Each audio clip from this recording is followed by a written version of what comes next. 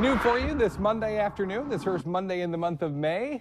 A happy morning for a couple in Fargo, although probably not exactly as they imagined it. Hi, everyone, and thanks for joining us. I'm Kyle Bosch. A 36-year-old woman gave birth to a baby inside a vehicle at a gas station this morning. It happened right around 4 a.m. at the PetroServe on 9th Avenue South.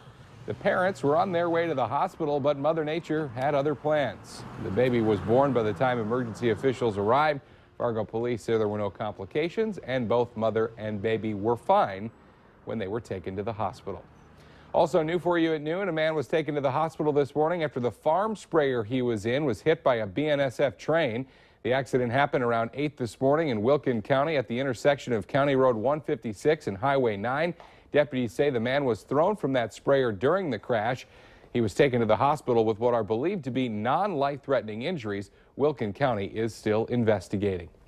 Parts of the valley dealt with a frost advisory this morning, but things are warming up now. Let's check in with meteorologist Robert Hahn, who has a first look at our Monday afternoon forecast. Yeah, certainly a chilly start to the first Monday in May with temperatures sub-freezing in parts of the valley, including 28 degrees up in Langdon, also 28 in Roseau, 30 in Bemidji, 31 in Grand Forks and Jamestown. Here in Fargo-Moorhead, we started off with a temperature of 35, but with some partly sunny to mostly sunny skies across the region, we've warmed well up into the 50s and 60s, 59 degrees in Detroit Lake, 61, a common number. Wadena, Roseau, Thief River Falls, Devil Lake, and Jamestown, we've got a 63 right now here in the Fargo-Moorhead area. Just a few clouds streaming through from time to time, and we'll see that as we head through the day today.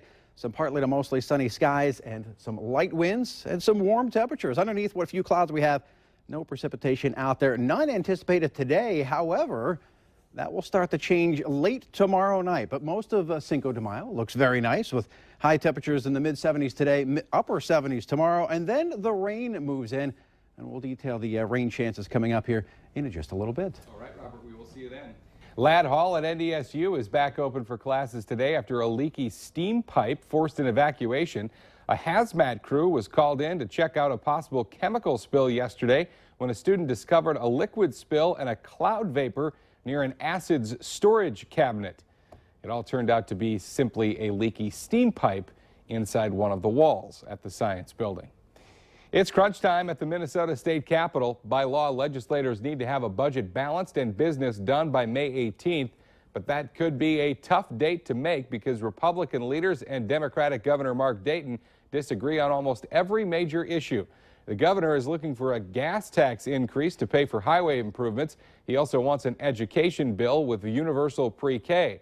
Republicans want a $2 billion tax cut and are trying to eliminate MNsure, the state's health care exchange. Now, if the legislature and governor can't reach a budget deal in the next 2 weeks, Dayton would have to call a special session. Then the countdown would begin to a possible government shutdown in July. You'll want to watch out for a new road closure in South Fargo that started today. The intersection of 5th Avenue South and Fichtner Drive is now closed for about a month. Roadblocks will be going up just west of 27th Street. Grand Forks police are on the lookout for a 21-year-old man wanted for an attack outside a Grand Forks bar. Wendell Lafferty is accused of attacking 34-year-old Adam Dahl back in March. This is a picture of Dahl's injuries. He was kicked in the face and head several times and suffered a fractured eye socket and broken nose. After 53 years bringing wet, wild fun to people of all ages in Fargo and teaching plenty of kids how to swim, including this guy right here, the Fargo YMCA is saying goodbye to the old and hello to the new. Demolition crews started tearing down the old Downtown Y aquatic facility this morning, and many people gathered to say goodbye, see it off, and get a few swings in. The brand new aquatic facility will be finished by May of next year. It will feature a large lap swimming pool, a zero-depth entry pool for kids, and a small warm water pool. Most of us probably have our minds on warm weather, but the Salvation Army is asking you to remember its Coats for Kids and Families drive going on this week. Donations of gently used winter gear can be dropped off at any Hornbacher's location through Friday. While all winter items are needed, winter coats, snow pants, gloves, hats, and boots for school-age kids are especially important.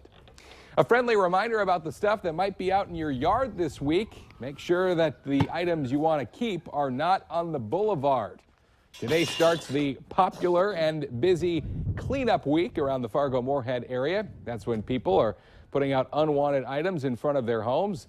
The city will come and pick it up on your regular garbage day, though your neighbors or people driving around in trucks may get to it before then.